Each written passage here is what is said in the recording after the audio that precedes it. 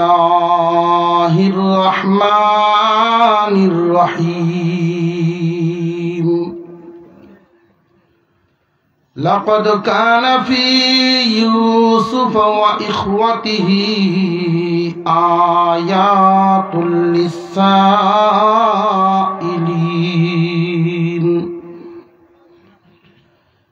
إذ قالوا ليوسف وأخوه أحب إلى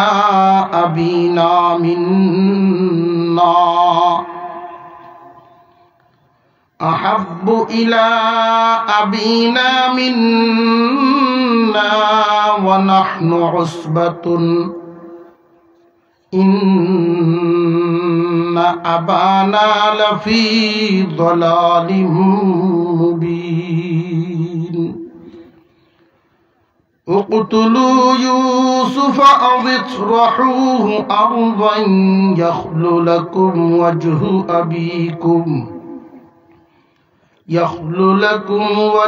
أبيكم وتكونوا من بعده قوما صالحين صدق الله العظيم وصدق رسوله النبي الكريم ونحن على ذلك من الشاهدين والشاكرين والحمد لله رب العالمين اللهم صل على محمد وعلى آل محمد كما صليت على إبراهيم وعلى آل إبراهيم إنك حميد مجيد اللهم بارك على محمد وعلى آل محمد كما باركت على إبراهيم وعلى آل إبراهيم إنك حميد مجيد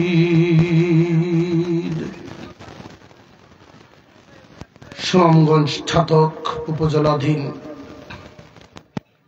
সোয়ানখাইর খাদিমুল কোরআন যুব সমাজ কল্যাণ সংস্থার উদ্যোগে আয়োজিত আজকের এই তাফসীরুল কোরআন মাহফিলের শ্রদ্ধাভাজন সভাপতি সাহেব, উপস্থিত মুসলিম জাতির শ্রেষ্ঠ সন্তান উলামায়ে কেরাম, মুরব্বিয়ান আযম, সর্বস্তরের মুসলমান ভাইয়েরা, পর্দার আড়াল থেকে আলোচনায় শামিল দিনদার ইমানদার মুসলমান মা ও বোনেরা,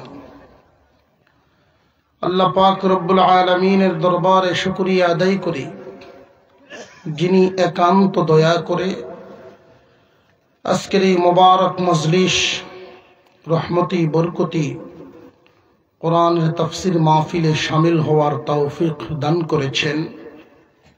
এজন্য আল্লাহ পাকের শুকর আদায় করে বলি আলহামদুলিল্লাহ।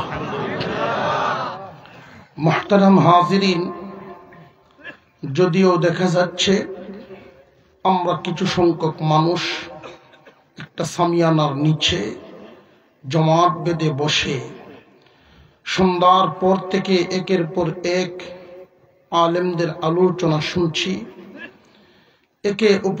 একে অপরের পরিচিত মানুষ, জমাতটা আমাদের কাছে কেমন মজবুত, কেমন আজমতওয়ালা হয়, এটা আমাদের হয়তো গুরুত্ব কমও হতে পারে, কিন্তু এই মজলিসগুলোর দাম আল্লাহর কাছে অনেক বেশি। কেমন বেশি? আমরা যখন আসমানের দিকে তাকাই, আকাশ ভর্তি তারকা দেখতে পাই, জলমলে জ্বলছে আলোকিত তারকা। অনুরূপ ভাবে আসমানের ফেরেশতারা যখন জমিনে তাকায় ওই মাহফিলগুলো তারকার মতো দেখতে পায়। আর একটু জোরে কোন সুবহানাল্লাহ। তো ফেরেশতারা জিজ্ঞাসা করে, আল্লাহ জমিনে এগুলো কি? আল্লাহ বলেন, আমার আলোচনার মজলিস, কোরআনের আলোচনার মজলিস। এইখানে যারা শামিল হয় তাদেরকে পুরস্কার হিসেবে কি দিবেন? আল্লাহ বলেন, তোমরা সাক্ষী থাকো। এখানে নিজেরা যারা শামিল হলো, বসলো, একে অপরকে ডেকে বসালো। আমি আল্লাহ তাদেরকে মহব্বত করা আমার দায়িত্ব হয়ে যায়। অংশগ্রহণের সাথে সাথেই পিছনের সমস্ত সগীরা গুনাহ মাফ করে দিই। এখানে যতক্ষণ পর্যন্ত আমরা থাকব আল্লাহর রহমত বৃষ্টির মতো পড়তে থাকবে। বৃষ্টির মতো পড়তে থাকে এটা তো দেখি না।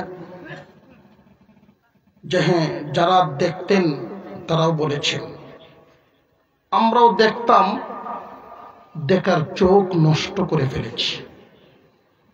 যাদের আছে এখনো তারা দেখতে পায়। আল্লাহ দয়া করে আমাদেরকে আজকের এই মজলিসে শামিল করেছেন। আখেরি মুনাজাত পর্যন্ত থাকবো ইনশাআল্লাহ। কর্তৃপক্ষের আবদার আপনাদের সামনে সূরা ইউসুফের আলোচনা করা। ভাই, সূরা ইউসুফ লম্বা চূড়া একখানা সূরা, 111 খানা আয়াত বিশিষ্ট সূরা, 12 খানা রুকু। এক একটা রুকুর আলোচনা করলেই মোটামুটি ভাবে একটা অধিবেশন কমপক্ষে প্রয়োজন। তারপরেও যুবকদের আবদার, এই যুবকরা আমাদের সম্পদ, তাদের আকাঙ্ক্ষা, তাদের মর্জি আমাদের খেয়াল করতে হয়। যেই যুব সমাজ আজকের এই আয়োজনটুকু করেছেন, আমার মনে হয় বেশিরভাগই আলেম নন, বেশিরভাগই আলেম নন। এরপরেও কোরআনের মহব্বতে এই দায়িত্ব তাদের কাঁধে উঠায় নিল। তো আমরা আলেম হিসেবে তাদের খেয়াল খুশিটা একটু লক্ষ্য রাখা লাগে। সেই হিসাবে আমি আপনাদের সামনে তিলাওয়াত করেছি সূরা ইউসুফের 2য় রুকু থেকে একটু অংশ।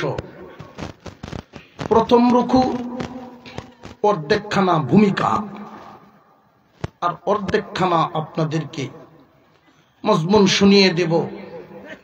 আল্লাহ পাকের আলোচনার মূল বিষয়টা শুনিয়ে দেব।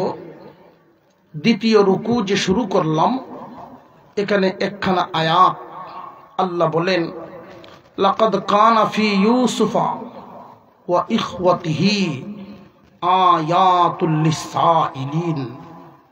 নিশ্চয়ই ইউসুফ এবং তার ভাইদের ঘটনার মধ্যে প্রশ্নকারীদের জন্য শিক্ষা রহিয়াছে। আমাদের জানার বিষয় হলো প্রশ্নকারী কারা। এই প্রশ্নকারীদের শিক্ষা রহিয়াছে। আল্লাহ এই কথা কেন বললেন, কাদেরকে উদ্দেশ্য করে বললেন? ভাই, এই সূরা কানা নাজিলের প্রেক্ষাপটটা বুঝে আসলেই, আলোচনায় আসলেই সবটা অর্থ আমাদের বোধগম্য হবে। নবীজি সাল্লাল্লাহু আলাইহি ওয়াসাল্লাম নিজ মাতৃভূমি মক্কা নগরীতে,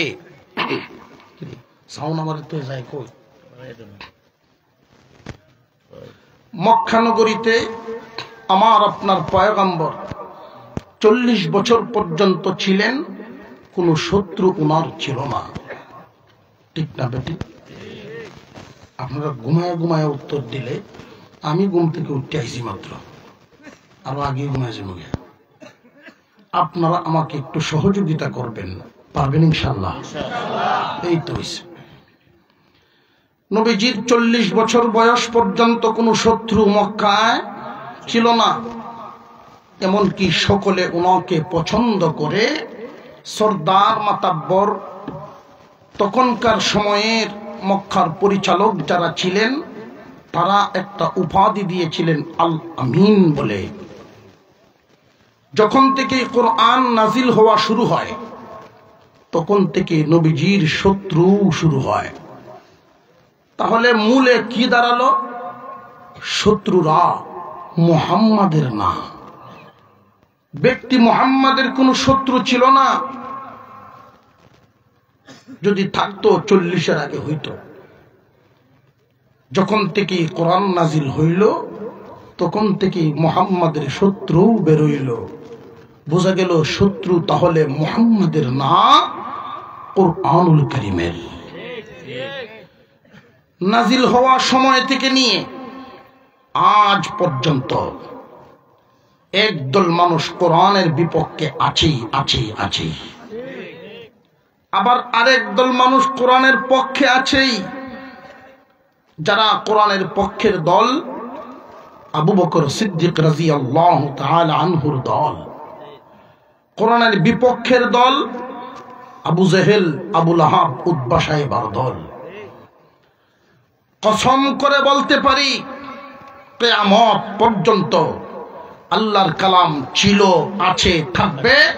একটা হরফ পর্যন্ত কেউ পরিবর্তন করতে পারবে না। যারা কোরআনের পক্ষ নিয়েছে যুগে যুগে তারা সফল হয়েছে। এমনকি কুরআনুল কারীমের বরকত সবাই সমানভাবে পায় নাই। কেন? এই জমিন, আমাদের যে জমিনটা, মাটিটা 4 ভাগে বিভক্ত। বৃষ্টির পানি আল্লাহর রহমত। এই বৃষ্টির পানিটা জমিন একভাবে গ্রহণ করতে পারে না। কোন জমিন বৃষ্টির পানি গ্রহণ করে উপকৃত হয়ে ফসল ফলাদি ফলায়। কোন জমি বৃষ্টির পানি গ্রহণ করে ঠিক ফসল ফলাইতে পারে না।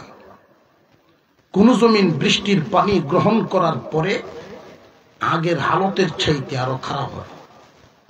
কোন জমিন বৃষ্টির পানি গ্রহণ করতেই পারে না। কয় ভাগ হইল? শেষে ওয়াজ করলে ওয়াজও করণ লাগে, আবার জিগানিও লাগে। এক প্রকারে বৃষ্টির পানিটা গ্রহণ করে ফসল ফলায়, আরেক প্রকারে গ্রহণ করে ঠিক ফসল ফলায় না, আরেক প্রকারে গ্রহণ করে আগের চাইতে খারাপ হয়, আরেক প্রকারে গ্রহণই করতে পারে না। প্রথম যেই 2 প্রকার আমরা, শেষের যেই 2 প্রকার বাতিল, মুনাফিক এবং কাফেররা। প্রথম 2 প্রকারের খুব খেয়াল করেন। বৃষ্টির পানি যেমন আল্লাহর রহমত, আল্লাহর কালাম কোরআন আল্লাহর রহমত। কোরআন নাজিল করেছেন আল্লাহ। মানুষের মধ্যে একদল মানুষ গ্রহণ করেছে, ফায়দাবান হয়েছে, জাতিকে লাভবান করেছে। আরেক দল গ্রহণ করেছে ঠিক, লাভবান হতে পারল না, কাউকে লাভবান করতেও পারল না।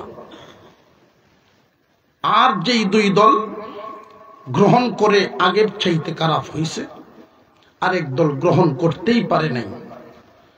যারা কুরআনুল কারীমের মতো নিয়ামত পাইয়া তিলাওয়াতের মাধ্যমে লাভবান, মুখস্থ করার মাধ্যমে লাভবান, ব্যাখ্যা শিখে অন্যদেরকে শোনানোর মাধ্যমে জাতিকে করল লাভবান, কোরআন গ্রহণ করে মাটির মানুষ সোনার মানুষে পরিণত হয়ে গেছে। আরেকটু জোরে কোন সুবহান। আর আমরা সাধারণ মানুষ যারা চোখ থাকতে অন্ধ, চোখ থাকতেও অন্ধ, মুসলমানের সন্তান, কোরআন আমার জন্য আছে না নাই? আপনার জন্য আছে না নাই?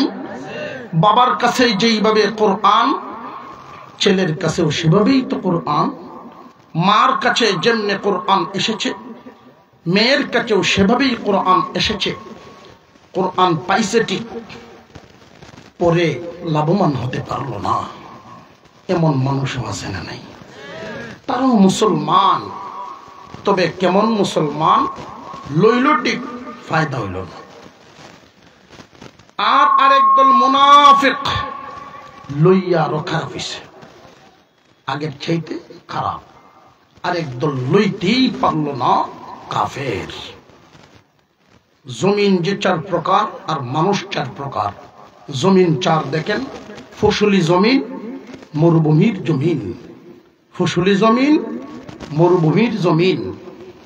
সিমেন্ট পানি খাইয়া ভাতর হয়, আরো শক্ত হয়, হালত আরো খারাপ হইল। ফসলি জমিন, মরুভূমির জমিন, সিমেন্ট মাটি, পাথর মাটি। এই 4 প্রকার মাটি, 4 প্রকার মানুষ। আল্লাহ বললেন ইউসুফ এবং তার ভাইদের ঘটনার মধ্যে প্রশ্নকারীদের জন্য শিক্ষা রহিয়াছে। এই সূরাখানায় এমনই কিছু শিক্ষা কুরআনুল কারীমে ছোট বড় 500 ঘটনা আছে। কতটা ঘটনা?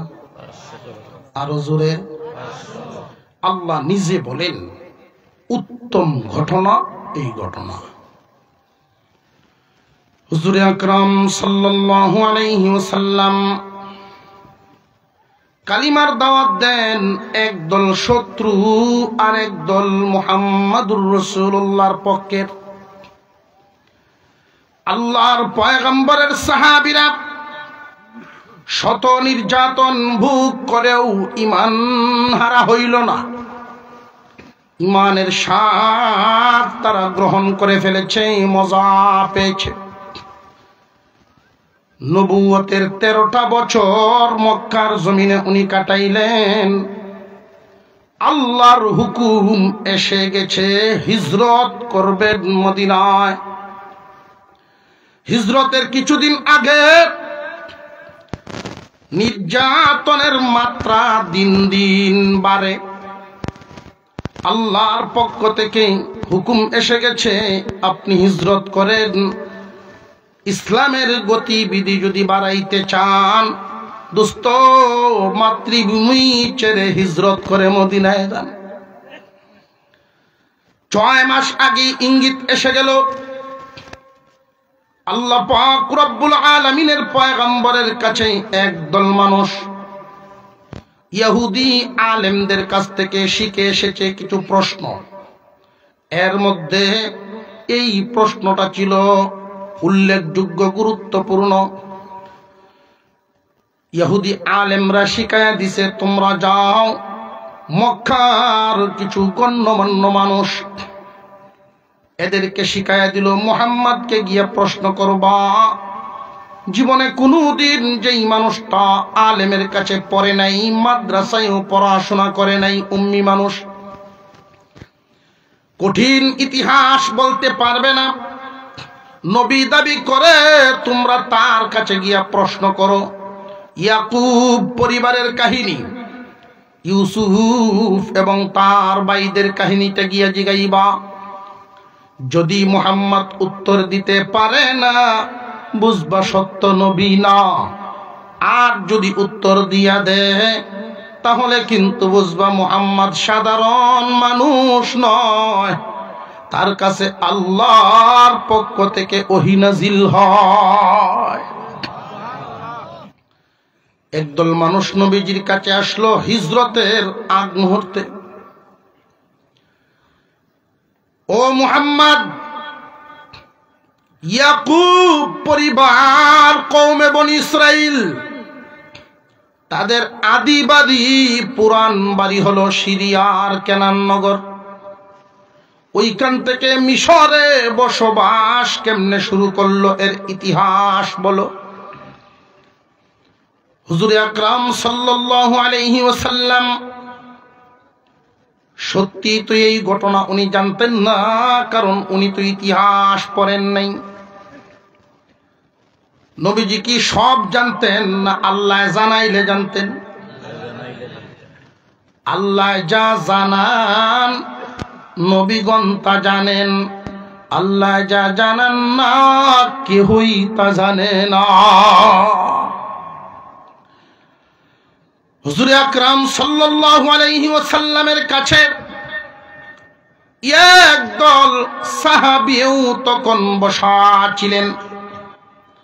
এই ইতিহাস তৌরাত এবং ইনজিলের মধ্যেও বর্ণনা শুনেছেন, তবে একজনের ঘটনার সাথে আরেকজনেরটা মিল নেই। মানুষের হাতে লেখা ইতিহাস পুঁথি বইয়ের মতো বিভিন্ন জনের কাছ থেকে ইউসুফ নবীর জীবনী শুনছেন, একজনেরটার সাথে আরেকজনেরটার মিল নেই।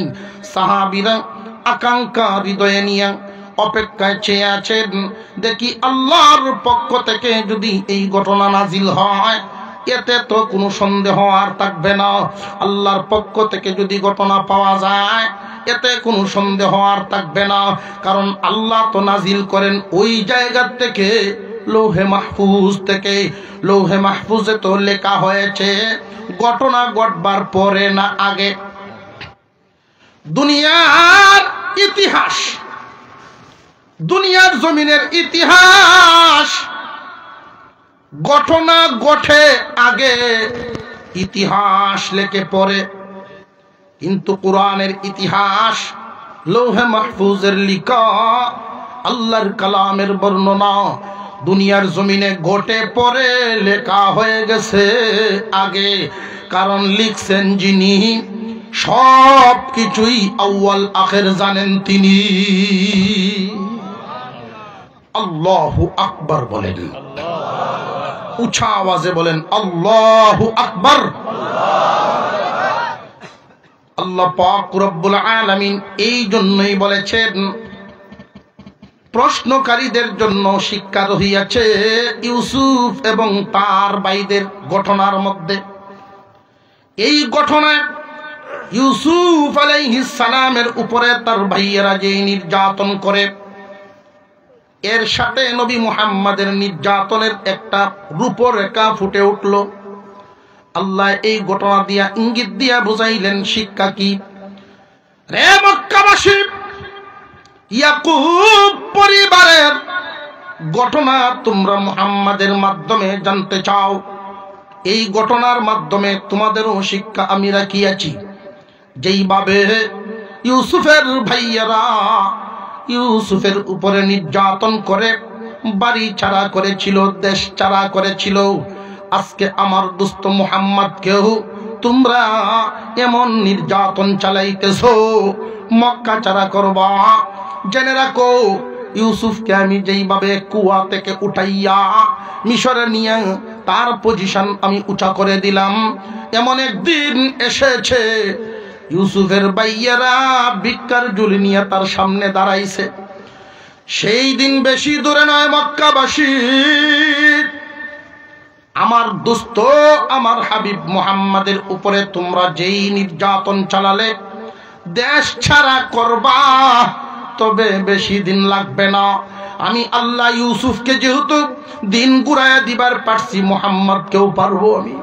আমি আল্লাহ মদিনায় নিয়ে আমার দোস্তের দিন ঘুরাইয়া এমন এক হালত তৈরি করব, তোমরা মক্কাবাসী মুহাম্মাদের সামনে ভিক্ষুকের মতো অসহায় হইয়া দাঁড়াইবা। এই একটা ইঙ্গিত খুব ভালো করে মনে রাখবেন মুসলমান ভাইয়েরা।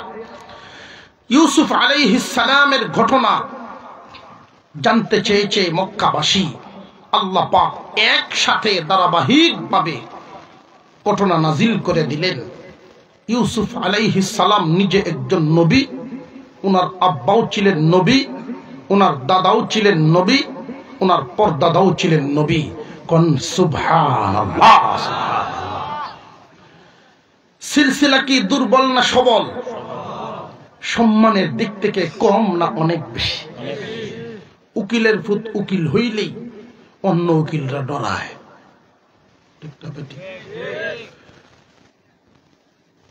নবীর পুত্র নবী, নবীর পুত্র নবী, আমাদের নবী এই চার পিতা পুত্রের ব্যাপারে হাদিসের কিতাবে উল্লেখ করেছেন, করিম ইবনু করিম ইবনু করিম ইবনু করিম, সম্মানের পুত্র সম্মানী, সম্মানের পুত্র সম্মানী। আমরা তো আসল সম্মানী কে? আর নকল সম্মানী কে, ওইটা ঠিক মতে বুঝি না। আমরা আত্মীয় সূত্র করতে গেলে দেখি কোনো জনপ্রতিনিধি ঘুষখোর সুদখোর দুনিয়াদারের কোনো রক্তের ছিটাফাটা আছে কিনা। অথচ জমিনের মধ্যে সম্মানিত তারা আল্লাহকে সেজদা দেনেওয়ালা যারা। ইউসুফ আলাইহিস সালাম ওনারা ভাই ছিলেন 12 জন। কয়জন? ইয়াকুব আলাইহিস সালামের বিবি একাধিক। তখনকার শরীয়তে আপন বোন 2 জন একসাথেই ইচ্ছা করলে এক স্বামী বিয়ে করতে পারত। অর্থাৎ আপন শালীকে বিয়ে করা তখনকার শরীয়তে জায়েজ ছিল। আদম আলাইহিস সালামের সন্তান জন্ম হতো, এক ছেলে এক মেয়ে। আগের বছর, পরের বছর আবার এক ছেলে এক মেয়ে। মানব জাতি বৃদ্ধির জন্য আল্লাহ আইন করে দিলেন, ওরা যখন বড় হবে একসাথে যেই ভাই বোন জন্ম নিয়েছে তারা আপন সহোদর। পরের বছর যেই ভাই বোন জন্ম হয়েছে, পরের বছরের ছেলে আগের বছরের মেয়ে, আগের বছরের ছেলে পরের বছরের মেয়ে, এইভাবে যেন বিয়ে শাদী হয়। তখনকার শরীয়তের নিয়ম। নবী পরিবর্তনের সাথে সাথে শরীয়তের বিধান পরিবর্তন হয়েছে। তখনকার শরীয়তে ইয়াকুব আলাইহিস সালামের শরীয়ত আপন শালীকে ইচ্ছে করলে বিয়ে করা বৈধ ছিল, অবৈধ না। ইউসুফ আলাইহিস সালামের আম্মা ইয়াকুব আলাইহিস সালামের সাথে যখন বিয়ে হন, উনার বড় বোন ইয়াকুব নবীর ঘরেই ছিলেন। আগের তরফের ছিল বড় বোনের ঘরের 10 ছেলে। ছোট বোন রোগা, হালকা অসুস্থ। বোনের বড় মায়া হইল, ইয়াকুব আলাইহিস সালামের কাছে দরখাস্ত জানালো, ওগো আল্লাহর পয়গম্বর স্বামী আমার, আপনি তো দরদি দিলওয়ালা, আমার বোনটা অসুস্থ মানুষ, স্বামীর ঘরের দায়িত্ব ঠিক মতে পালন করতে পারে কিনা জানি না। সে তো বড় আল্লাহওয়ালা, ইবাদত গুজার, দুনিয়াদারি এতটা বুঝেও না। যেহেতু আপনার শরীয়তে জায়েজ আছে, মেহেরবানি করে আপনি তারেও বিয়ে করে নেন, আমরা 2 বোন একসাথে থাকবো। উনি বিয়ে করে নিলেন। পরবর্তীতে উনার ঘর থেকে ইউসুফ এবং বিনয়ামিনের জন্ম হয়। বোন নাই, শুধু 2 ভাই। আগের পক্ষের 10 জন, পরের পক্ষের আরো জোরে 2 জন। আগের পক্ষের 10 জন তারা বড় বড় হয়ে গেছে। পরের পক্ষের ইউসুফ এবং বিনয়ামিন, ইউসুফের বয়স তখন 4 বছর আনুমানিক, বিনয়ামিনের বয়স 6 মাস আনুমানিক। তার আম্মার অসুস্থতা দিন দিন বেড়েই গেল। অসুস্থতার কারণে মা মারা গেলেন। ইন্না লিল্লাহি ওয়া ইন্না ইলাইহি রাজিউন। ইয়াকুব আলাইহিস সালাম ইউসুফ আলাইহিস সালামের প্রতি আদর বাড়ায়া দিলেন। আগের পক্ষের যেই 10 ভাই, এই আদরটা ইউসুফকে বেশি করা তাদের চোখে ভালো লাগে না। এখানে যেই বিষয়টা প্রতিহিংসায় কাজ করত, আগের পক্ষ আর পরের পক্ষ, আগের পক্ষ আর পরের পক্ষ। তখনকার সময় থেকে এখনো পর্যন্ত কোনো কোনো এলাকায় এই রোগ রয়ে গেছে। আগের পক্ষ পরের পক্ষ, এই রোগ এখনো রয়ে গেছে। আগের পক্ষের তারা মনে করে আমরা হলাম বিবির আওলাদ, পরের পক্ষের তাদেরকে মনে করে বান্দির আওলাদ। এই রোগ এখনো আছে না নাই? এটা কি ভালো ব্যাপার না মনের রোগ? আরো জোরে কম, মনের রোগ। আবু জাহেল বলতো, মক্কা যদি আল্লাহ নবুয়তি দিবেন, আব্দুল্লাহর ছেলে মুহাম্মদকে কেন? আমি আবু জাহেলকে দেওয়ার কথা বলে হেরে দেও। আমার আব্বা এই বংশের বড় মুরব্বী, ভাইগুলোর মধ্যে আমি বড়, আমারে দিত। নবুয়তি বন্টন কি জমিনে না ফয়সালা হয় আসমানে? আল্লাহ পাক রব্বুল আলামিন মর্যাদা কারে দিবেন আল্লাহ পছন্দ করবেন। নবুয়তির জিম্মাদারি, নবী বানানোর জিম্মাদারি যদি আমাদেরকে দিতেন, মানুষরা রে সনখাই অমুক এলাকা আশপাশ গ্রামের লোকেরা তোমরা পছন্দ মতো একজন নবী বানাও, যদি আমরা এই দায়িত্ব পাইতাম, উভয় কি হইল? আমরা তো মিছিল দিলাম অমুক ভাইয়ের চরিত্র ফুলের মতো পবিত্র, সুদগুর হইল নবী, সুদগুর বানাইলাম নবী, মিছিল দিয়া পবিত্র কইলে তো পবিত্র।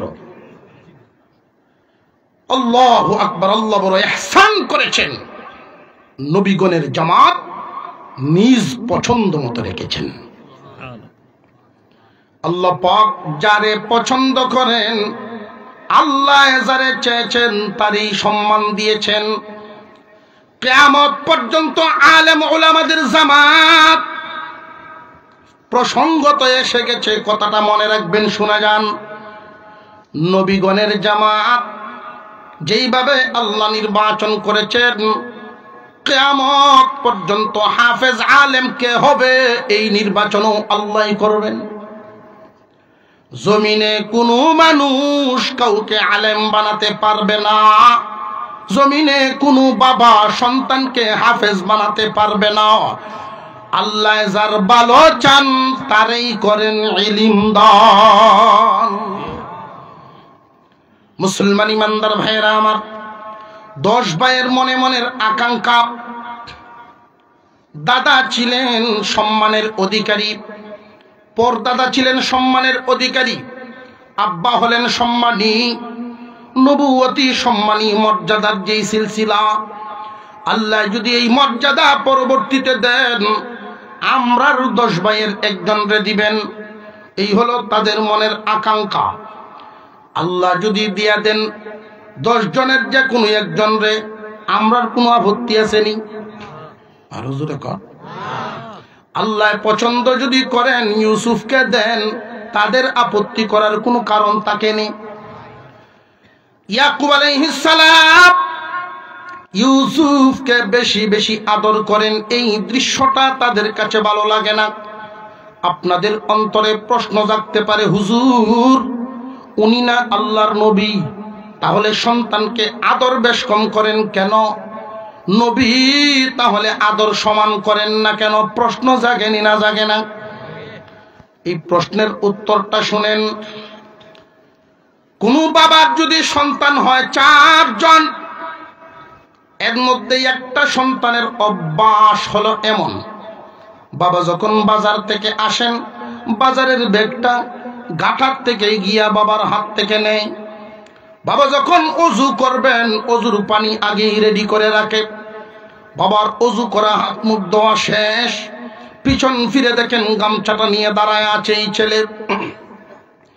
বাবা যখন ঘুমাইতে যান, শীতের রাত, সরিষার তেল হাত পায়ে মেখে বাপের ঘুম পাড়ায়া দেয়। ফজরের সময় হাত পা মাথা টিপে ঘুম ভাঙান, গরম পানি দিয়ে ওযু করায়া বাবার সেবা করে। বলুন তো দেখি, তার ছেলে সন্তান তো 4 জন, এই যে খাদেম ছেলে, এই ছেলের প্রতি বাপের মনের টান একটু বেশি থাকবেনি না থাকবে না? এই যে একটু বেশি থাকবে, বলুন তো দেখি এটা বাপের দোষ না ছেলের গুণ? এইটা বাপের দোষ না, ওইটা হলো ছেলের গুণ। ইয়াকুব আলাইহিস সালাম ইউসুফকে যে বেশি বেশি আদর করেন, দুনিয়ার জমিনে টাকা, জায়গা, জমি, অর্থ সম্পদ বন্টনের ক্ষেত্রে সমতা রক্ষা করা সম্ভব, কিন্তু আদর, দয়া, মায়া সমতা রক্ষা করা কারোর পক্ষে সম্ভব না, কারণ যার কাছে পাত্র যেমন বাবার কাছ থেকে আদর দয়া মায়াও পাইব তেমন। ইয়াকুব আলাইহিস সালাম ইউসুফকে বেশি বেশি আদর করার যত যত কারণ উল্লেখ করা হয়েছে, কোন জায়গায় উল্লেখ আছে উনি সুন্দর ছিলেন।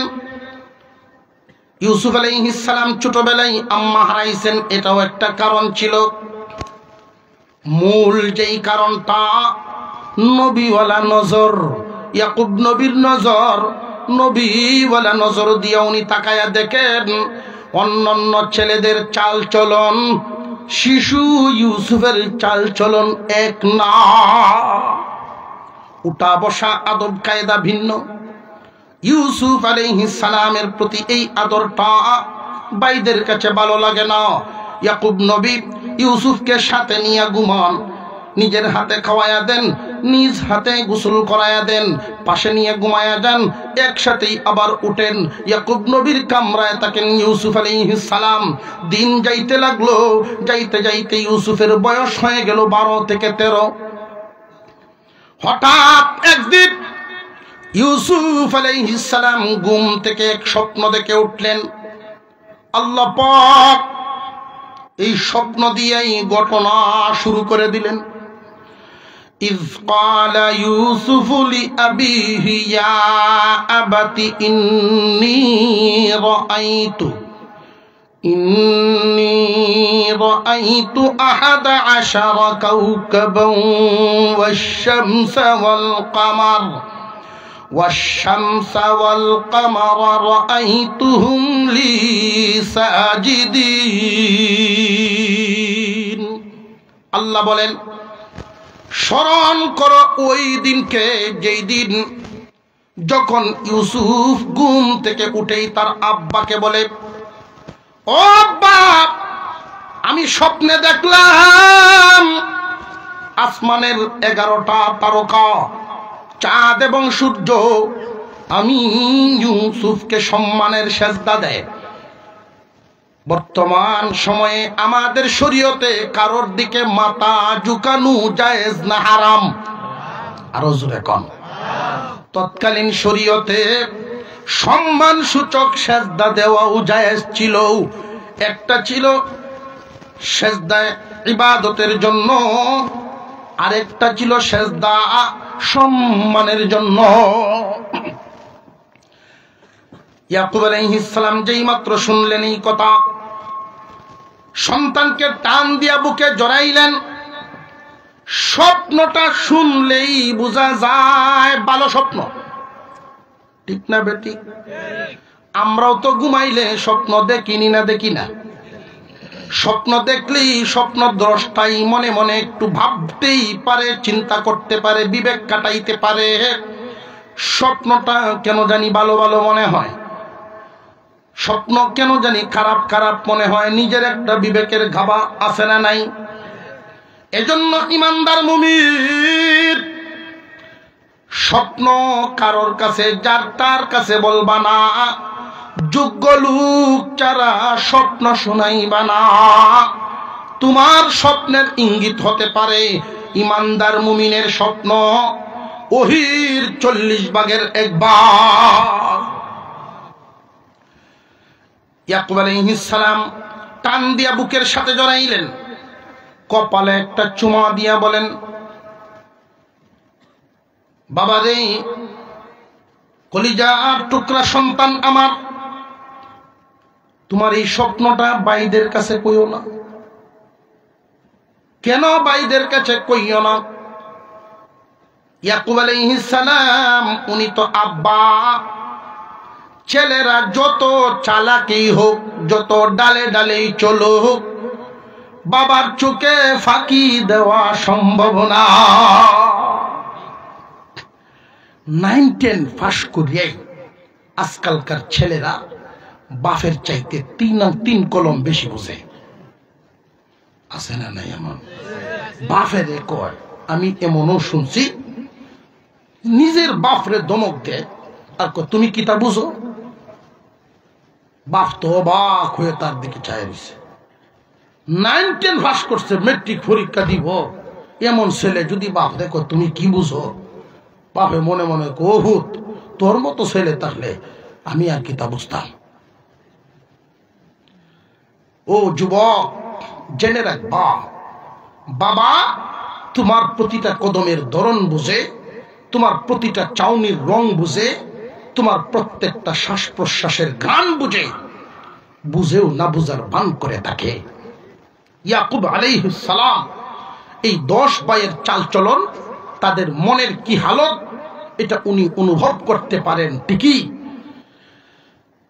কিন্তু কিছু বলেন না।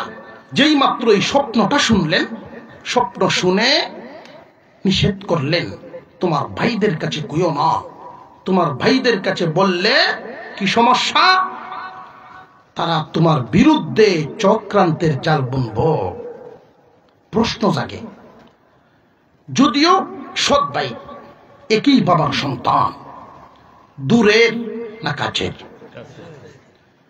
আপনারা দিজিমাই গেছেন গিয়া, দূরের না কাছের?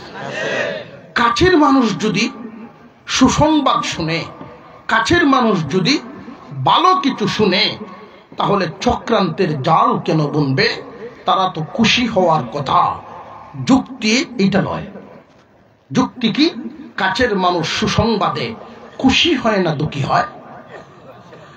কাছের মানুষগুলো আপনার একটা সুসংবাদে, আপনার একটা ভালো কাজে সুখী হবে নাকি দুঃখী হবে? সুখী হওয়ার কথা। কিন্তু আমরা বর্তমান সামাজিকভাবে খেয়াল করে দেখবেন, একই বাড়িতে যদি 5 ভাই থাকে, খুব কমই আছে পরিবারে মিল, খুব কম পাওয়া যায়। গোষ্ঠীতে মিল কমে গেছে, পরিবারে মিল কমে গেছে, আপনজনের মধ্যে দ্বিধাদ্বন্দ্ব দেখা দিয়েছে। এগুলোর কারণটা কি? কারণটাও আল্লাহ উল্লেখ করে দিয়েছেন। ইন্নাশ শাইতানা লিল ইনসানি আদুউম মুবিন। নিশ্চয়ই শয়তান মানুষের প্রকাশ্য শত্রু। শয়তান আমাদের কল্যাণ চায় না। মানব জাতি, ইনসান জাতি না পারে পরকালের উন্নতি করতে, না পারে ইহকালের উন্নতি করতে। উভয় রাস্তায় শয়তান বাধা হইয়া দাঁড়ায়। শয়তান কেমনে বাধা হইয়া দাঁড়ায়? শয়তানও আবার 2 ধরনের, একটা হইল জিন শয়তান, আর একটা হইল মানুষ শয়তান। শুধু কি আউযু বিল্লাহি মিনাশ শাইতানির রাজিম যে আমরা পড়ি, শুধু জিন শয়তান না, জমিনে মানুষ শয়তানও আছে। এক সূরার মধ্যে আল্লাহ বলেছেন, মিনাল জিন্নাতি ওয়ান নাস। আছে না নাই? মানুষ শয়তান, জিন শয়তান। প্রত্যেক এলাকায় এরকম নামি দামি দাগি কিছু শয়তান থাকে। সিনায়া দিতাম নি? দিতাম। আমি তো আর কেউ চিনে আইছি না, তবে আলামত কইয়া যাই, চোখ বড় বড় করে তার দিকে তাকাইবেন। যদি এমন দোষ দেখেন, বড় চোখকে করে তাকাইবেন। যদি জিগায় তুই এমনি কি দেখস, যে হুজুর যে বইলা গেছিলেন মানুষ শয়তান দেখতেছি, তাহলে যদি সমাজের এই শয়তানি দূর হয়, অন্যতায় দূর হবে না। মানুষ শয়তানের যত লক্ষণ, এর মধ্যে একটা হলো মানুষের অন্তরে পেরেশানি বাড়াইয়া দেওয়া। তার ছোটখাটো একটা কাজের মাধ্যমে সাধারণ মানুষের অন্তরে পেরেশানি বাড়াইয়া দেওয়া। আপনি গিয়া তার কাছে বললেন যে ভাইজান, আমার 3 ক্ষেত একটা জমিন যে ছিল হাওরে, এটা বিক্রি করে দিছি, ছেলেটারে বিদেশ পাঠানো লাগে, 3 ক্ষেতে বেচছি। কত বেচছস? 5 লাখ বেচছি। ইস, 6 লাখ টাকার কাস্টমারটা আমার হাত, 6 লাখের কাস্টমারটা আমার হাত। আমার জিগাইলে 1 লাখ টাকা বেশি পাস। আচ্ছা, অন্তর কি কামড় দিব না? দিত না। জাগাত খারো 1 লাখ নাই। ঘরে গেছে, খাইতে বসছে, বিবি কয় কি ব্যাপার? চেহারা মলিন। মাতিস না। কি হয়েছে? 1 লাখ নাই। কি 1 লাখ নাই? খাওনো শান্তি নাই, ঘুমে শান্তি নেই, মনের পেরেশানি বাড়ায়া দিছে কে? এটা মানুষ, শয়তান। বুঝাইছে? আপন 2 ভাই সিম ঠিক করা নিয়ে বাড়ির সীমানা নিয়ে অনেক সময় টেলাটিলে লাগে না লাগে না? দেখবেন ছোট ভাইরা আইসা কানে কানে কান ভরা দিব। বহুত মানচস, জীবনে বহুত মানচস। মানতে মানতে বেটা তাল গাছ উঠছে। বড় ভাই বাপের সমান ঠিক আছে, মানতে মানতে আজকে এই দশা। তুইও তোর দাবি ছাড়িস না, আমরা আছি তোর সাথে, তুইও দেখকে দিবে। এই যে মানুষ শয়তান, শুনছেন? বড় বাইরে গিয়ে আবার কান ফোড়া দিব। এই সংসারটা কম টানছ, এদের জন্য বহুত কিছু করছো জীবনে, এদের জন্য বহুত কিছু করছো। এখন করে ডাকি আর সুযোগ দেওয়া যেত না, তুমি বোঝাইল না। মানুষ শয়তান, বুঝতে হবে। জিন শয়তান, মানুষ শয়তান নিজেদের ভিতরে দ্বন্দ্ব লাগায় রাখে। আপনজনের খুশিতে মন খুশি হওয়ার কথা, আপনজনের সফলতায় অন্তর খুশি হওয়ার কথা, কিন্তু অন্তর খুশি হয় না কেন? বাতিজার সফলতায় চাচার মনে জ্বলে কেন?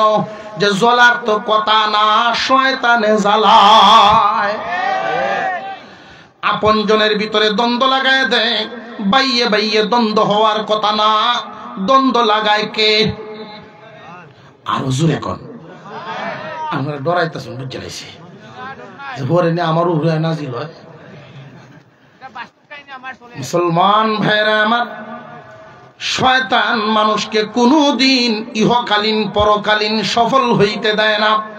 জেনে রাখবেন, আপন জনের ভিতরের দ্বন্দ্ব মজবুত কোনো বিষয় নিয়ে না, বড় কোনো বিষয় নিয়ে হয় না। একটা কথা নিয়ে হয়, 2টা কথা নিয়ে হয়, কান পড়া শুইনা হয়। আরেকজনের কথা উনি লইল কেমনে? আমার বাই হইয়া। এই যে ভিতরে একটা দাগ ঢুকে গেল, দূরত্ব তৈরি হয়ে গেল।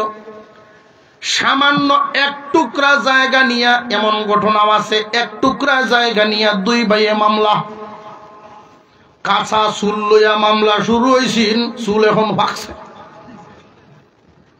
বাবায় যা সম্পদ হয়ে গেছিল সব বেচছে। আগে তো আর গাড়ি ঘোড়া এত আসল না, হাঁটতে যাওয়া লাগতো মামলা। তো সাথে চিরা গুড় ভিডিয়া বাড়িতে তুলে যেত, রাস্তাতে নাস্তা তো খাইতো।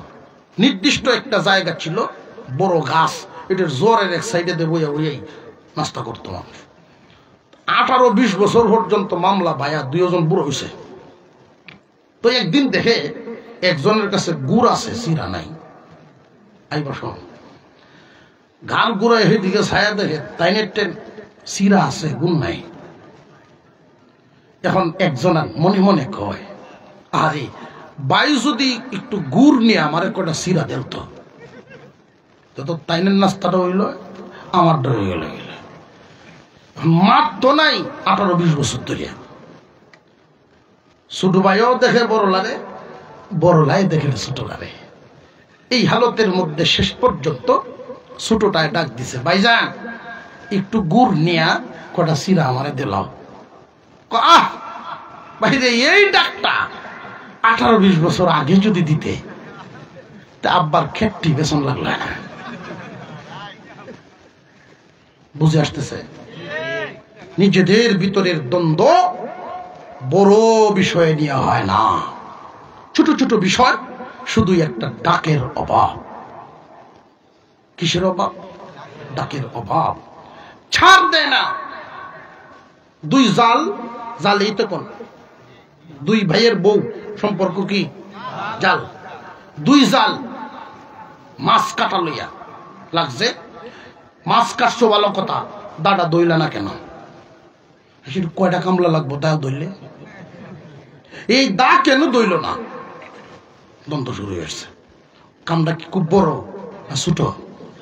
এই ছোটটার মধ্যেই শয়তানে 2 জনের মাঝখানে মুঠা দেয়াল উঠায়া দেয়। একে অপরকে যদি ছাড় দেওয়ার মন থাকে, একে অপরের কল্যাণকামী থাকে, শয়তান শেষ পায় না। প্রথম চেষ্টা করে ভাইয়ে ভাইয়ে গন্ডগোল লাগাতে, যদি ভাইদের ভিতরে পারে না, তখন বাবিদের উপরে নাজিল হয়। মুসলমান ইমানদার ভাইয়েরা আমার, খুব ভালো করে বুঝে রাখবেন, ইউসুফ আলাইহিস সালামের 10 ভাই, তারার মতি গতি ভালো না।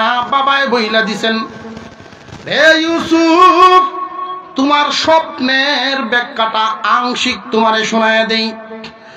وَكَذَلِكَ يَجْتَبِيكَ رَبُّكَ وَيُعَلِّمُكَ مِن تَأْوِيلِ الْأَحَادِيثِ وَيُتِمُّ نِعْمَتَهُ عَلَيْكَ وَعَلَى آلِ يَعْقُوبَ كَمَا أتمها على أبويك من قبل إبراهيم وإسحاق إن ربك عليم حكيم। ইউসুফ শোনো, তোমার এই মুবারক স্বপ্নের মাধ্যমে বোঝা যায় আল্লাহ তোমাকে নির্বাচন করবেন। কোন সুবহানাল্লাহ। স্বপ্নের মাধ্যমে বোঝা যায় আল্লাহ তোমাকে নির্বাচন করবেন এবং তোমাকে আল্লাহ স্বপ্নের ব্যাখ্যা শিক্ষা দিবেন। তোমার উপরে আল্লাহর নিয়ামত পরিপূর্ণ করবেন, তোমাকে আল্লাহর নিয়ামত পরিপূর্ণভাবে দিবেন, তোমার পরিবারকে দিবেন। কেমনে জাননি কি পরিমাণ দিবেন? তোমার পূর্বপুরুষ ইসহাক ইব্রাহিমকে যেইভাবে দিয়েছিলেন তোমারেও সেইভাবেই দিবেন। এই কথাটা বলে প্রাথমিক একটা সান্ত্বনা দিলেন। 10 ভাই তারা যেন না শুনে, বাবাই কিন্তু নিষেধ করে দিছে। এর মধ্যে এক ভাইয়ের বউ, এক বর্ণনায় এসেছে, কান ফাটতে রাখে। তারা কাজে যাওয়ার সময় বইলে যায়, দেখিস বুড়া বেটা আদর তো কম করে না ফুতেরে, কিছু চোখ কান খোলা রাখিস, কি কি গপসপ হয় কিছু শুনিস। কান ফাটতে রাখার অভ্যাসও কিছু মানুষের আছে। কার গর কি হয়, কার গর কে আইলো গেল, ফোরের দিকে ছায়া তখন। এই অভ্যাস জেনে রাখবেন, আপনি যদি অন্যের দোষ তালাশ করার জন্য একটা আঙুল তাক করেন, বাকি 3টা আঙ্গুল আপনার দিকে ফিরে থাকে। বাস্তব বিষয়গুলো বিবেক জাগ্রত করার প্রয়োজন। শুনে ফেলছেন একজনে, ইয়াকুব নবী ইউসুফকে আদর করেছেন, স্বপ্নের ব্যাখ্যা শুনিয়েছেন, ইউসুফের স্বপ্ন শুনেছেন। যেই মাত্র 10 ভাই বাড়িতে আসছে, আগেই মহিলা ঘাটা পর্যন্ত গিয়া একবারে 10 জনরে খুব আগ্রহের সাথে ডাকতেছে, হুনিয়া যাও, হুনিয়া যাও। তারাও তো গিয়া না জানি কি হয়েছে, গিয়াই কি হয়েছে ঘটনা। ইউসুফে বাপের আদর তো এমনি পায়, আজকে ঘুম থেকে উঠে আদর আরো বেশি পাওয়ার জন্য একটা মিথ্যা স্বপ্ন বানায়া বলছে, কোন নাউযুবিল্লাহ। স্বপ্নটা কি উনি মিথ্যা বলেছেন না স্বপ্ন সত্য বলেছেন? সত্য স্বপ্ন বলেছেন।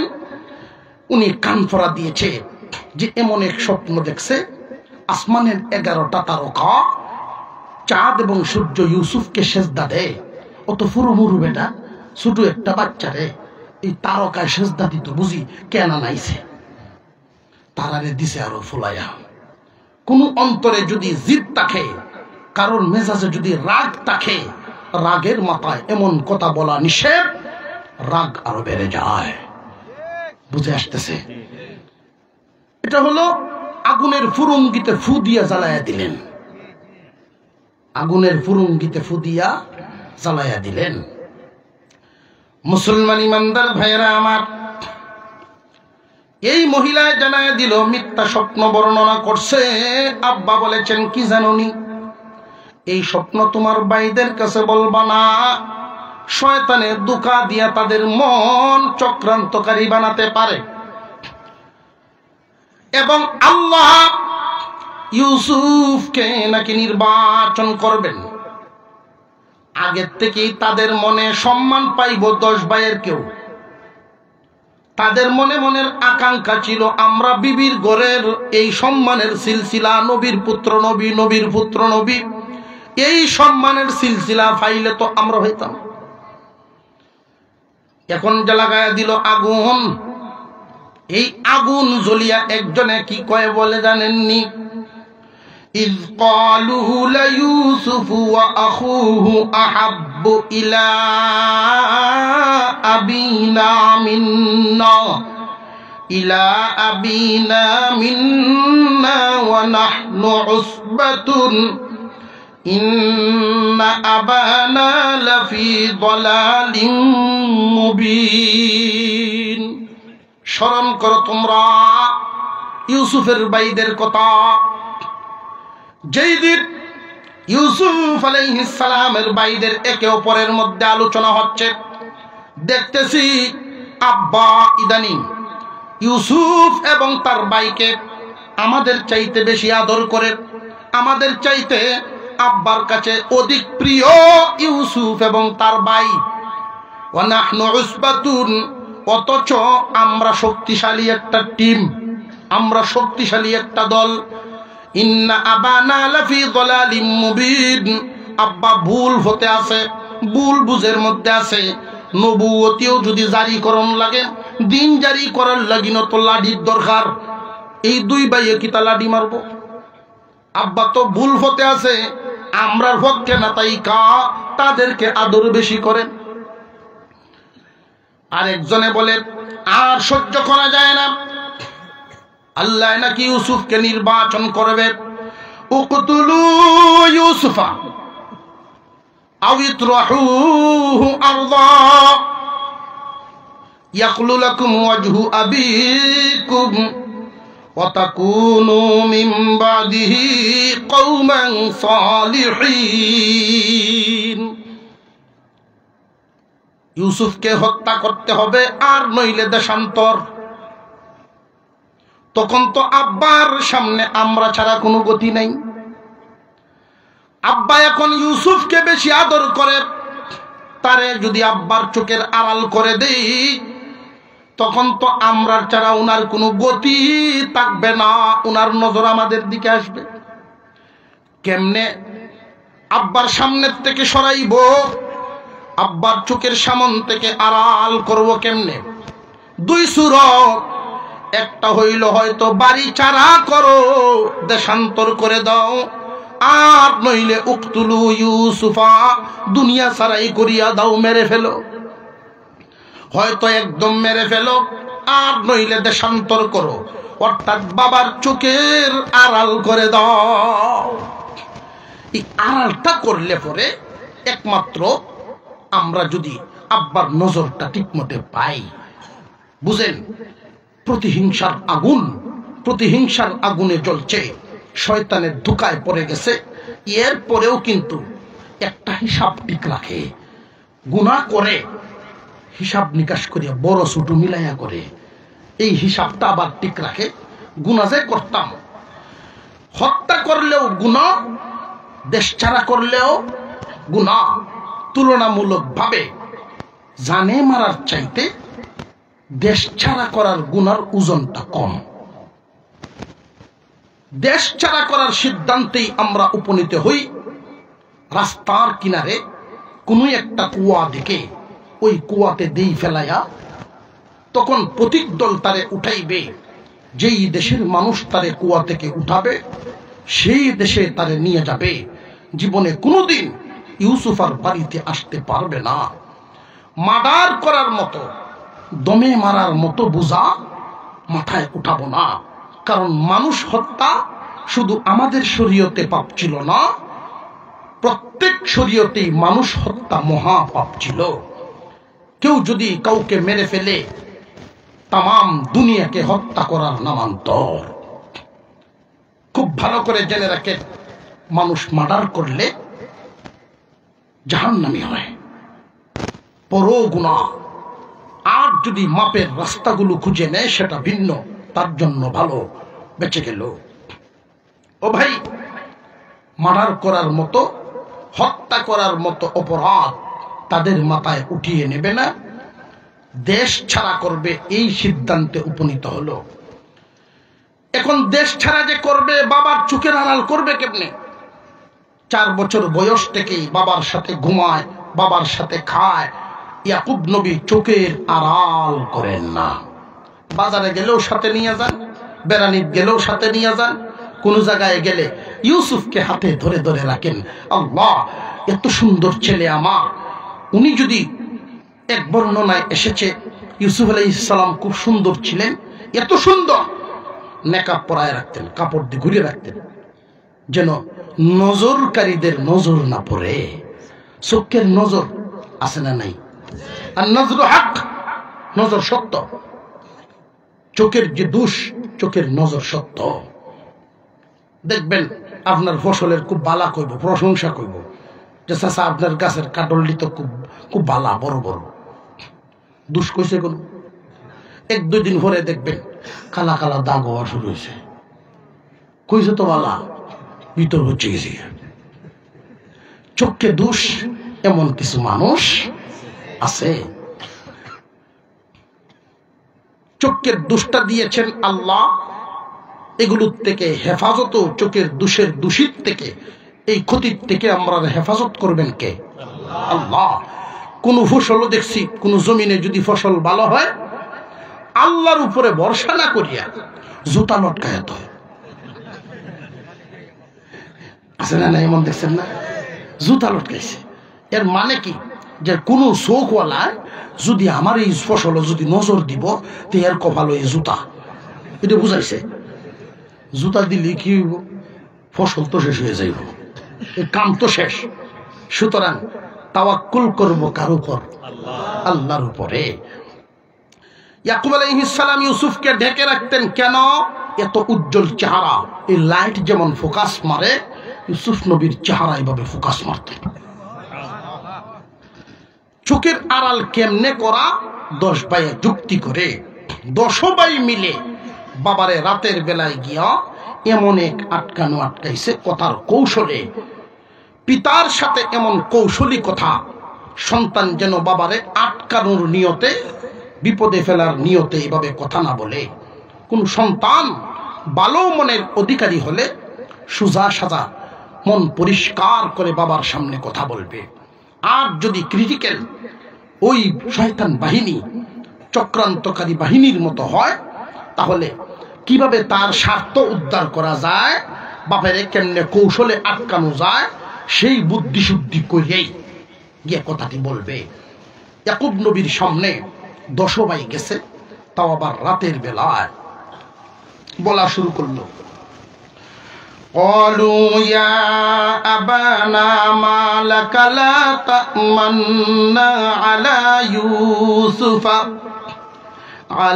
يوسف وإنا له لناصحون أرسله معنا غدا يرتع ويلعب وإنا له لحافظون। আব্বা, ইউসুফের ব্যাপারে আপনি কি আমাদেরকে বিশ্বাস করেন না? আমরা তো ইউসুফের শুভাকাঙ্ক্ষী, আমরা তো ইউসুফের ভালো চাইবো। আব্বা, আপনি কি ইউসুফের ব্যাপারে আমরা বিশ্বাস করেন না? বলুন তো দেখি, কোন বাপ সন্তানের মুখে মুখে কি কথা বলাটা কি শিষ্টাচারিতায় আসে যে না তোরা বিশ্বাস করি না? শিষ্টাচার বহির্ভূত। এই জন্য মুখের উপর কোন ভদ্রলোক এইভাবে কথা বলবেন না। সন্তান যদি প্রকাশ্য শত্রুতামি করে, ওরা তো প্রকাশ্য শত্রু না, যা করে মনে মনে গোপনে গোপনে। ইয়াকুব আলাইহিস সালামের সামনে তারা প্রশ্ন করলো, আব্বা, আমরা কিন্তু ইউসুফের শুভাকাঙ্ক্ষী। ছোট্ট একটা ঘরের ভিতরে আমার ভাইটা আপনার সাথে থাকে, আপনার সাথেই উঠা বসা করে, বাহির এলাকা দেখে না, গড় মুখা হয়ে যাবে। বাপেরে বোঝায়। আপনি কি আমাদেরকে বিশ্বাস করেন না? যদি বিশ্বাস করেন তাহলে প্রমাণ হবে। আরসিলহু মা'ানা গাদা, আগামীকাল আমাদের সাথে কর্মস্থলে দিয়া দিবেন। ইউসুফের তো কোনো কাজকর্ম করা লাগবে না, আমরা তার ভালো চাই। বরং আমরা যেই এলাকায় কাজ করতে যাই গো আব্বা, আপনি তো জানেন প্রশস্ত এলাকা, মুক্ত ভূমি, আবহাওয়া ভালো পাবে, ফল ফ্রুট খাইতে পারবে, মন কুলে শ্বাস নিবে, খেলাধুলার মতো দৌড়াদৌড়ি করবে। আব্বা, ইউসুফের মনটা বড় ভালো লাগবে। আমরা 10 ভাই মিলে ওয়া ইন্না লাহু লাহাফিজুন, আমরা 10 জন মিলে তার হেফাজত করব। আমরা 10 জন মিললে যে হেফাজত করব, তাদের উদ্দেশ্য, হেফাজতের উদ্দেশ্য হইল, বুঝাইতেছে? দেখবেন গুসার ছুটে একজন আর একজনের রাগে কয় শিমুর টেলাইমো, আটা এলাইমো, কিন্তু কিতা আটা এলাই তো দুনিয়া সারা করে এটা বুঝা যাইতেছে। এর অর্থটা হইতে বোঝায়, আটা এলাই তো লুকা এলাইব, শিমুর টেলাইব। 10 ভাই মিলে হেফাজত করবে, ইউসুফ নবীর হেফাজত করবে 10 ভাই মিলে। তাদের উদ্দেশ্য হলো আপনার কাছ থেকে হেফাজতে নিয়ে যাব। আর বাবারে বুঝতে দিছে শব্দটা দিয়ে কি, ক্ষতির থেকে হেফাজত করব। কথা বুঝে আসতেছে? ইয়াকুব আলাইহিস সালাম মনে চায় না দিতে, নাটা করেন কেমনে? মনে চায় না দিতে, নাটা করেন কেমনে? কারণ এই ছেলেদের দ্বারা সংসার চলে, ছেলেরা বড়, তাদের মনে যেন আঘাত না আসে। এই জন্য উনি উনার অন্তরের অন্তরের ভিতরের কথাটা প্রকাশ করলেন কিভাবে? ক্বালা ইন্নী লা ইয়াহযুনুনি আন তাযহাবু বিহি ওয়া আখাফু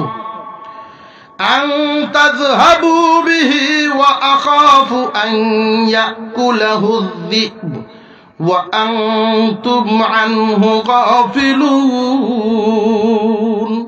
রে আমার ছেলেরা, 2টা কথা বলছেন উনি।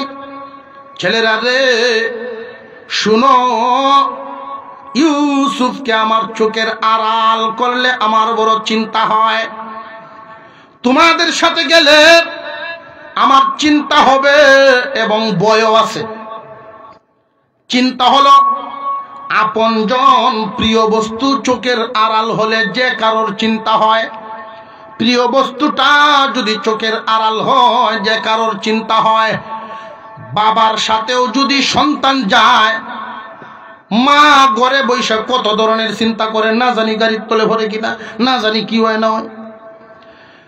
নির্ভরযোগ্য জায়গা, বাপের সাথে বাচ্চা গেল, এরপরেও মার চিন্তা হয়, এটার নাম চিন্তা। চোখের আড়াল হয়ে গেলে প্রিয় বস্তুর ব্যাপারে যেই বিষয়গুলো মনে উদয় হয়, এটা হলো চিন্তা। ভয় হইল ওইটা। ও আমার ছেলেরা, তোমরা যে এলাকায় কাজ করতে যাইবা, ওই এলাকায় বাঘের বড় উপদ্রব। তোমাদের অমনোযোগী হওয়ার কারণে আমার ইউসুফরে যদি বাঘে খায়ালাই রে, আমার ইউসুফকে যদি বাঘে খেয়ে ফেলে, তোমাদের অমনোযোগিতার কারণে। এমনি 10 ভাইয়ে বাবার জবান বন্ধ করার জন্য এমন এক কথা ছেড়ে দিল, ক্বালু লা ইন আকালাহু যিবু ওয়া নাহনু উসবাতুন ইন্না ইযাল লাখাসিরুন। ও বাপ, আপনি তো জানেন আমরা 10 ভাই কেমন পালোয়ান। ঐতিহাসিকগণ লিখেন, তাফসীরওয়ালায় লিখেন, ইয়াকুব নবীর 10 ছেলে আগের পক্ষের এক একজন এমন শক্তির অধিকারী, একলাই একটা বাঘের সাথে মাইর করতে পারত। আপনারা লড়াছড়ায় বোঝা যায় যে না হুজুর, এটা কোনো বিষয়ই না।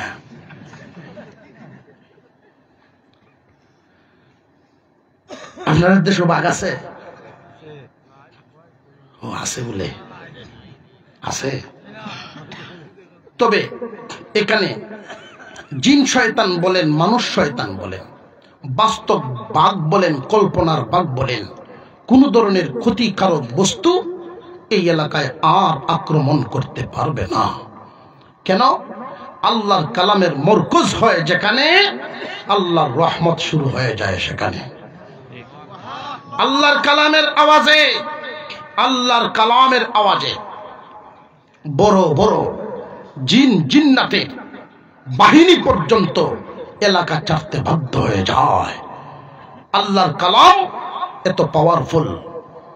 আপনারা সেই বাতিটা জ্বালিয়ে দিয়েছেন, যেহেতু কোরআনের নূরের আলো জ্বালায়া দিছেন, সেখানে আর বদ্দিনী, সেখানে কুফরি, শিরিকি, কোন ধরনের ভ্রান্ত অন্ধকার আর থাকবে না।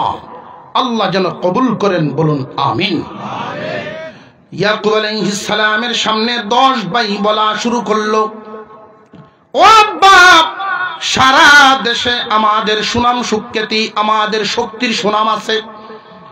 আমরা 10টা ভাই এইরকম শক্তিশালী একটা টিম তৈয়া, আদরের কলিজার টুকরা বাবার প্রিয় সন্তানটারে যদি খেয়ে ফেলে আমরার বাইটারে খায়ালায়, বলুন তো দেখি, ইন্না ইদাল্লাহ খাসিরুন, ও আব্বা, আমরা তো ক্ষতিগ্রস্তদের মধ্যে শামিল হয়ে যাব।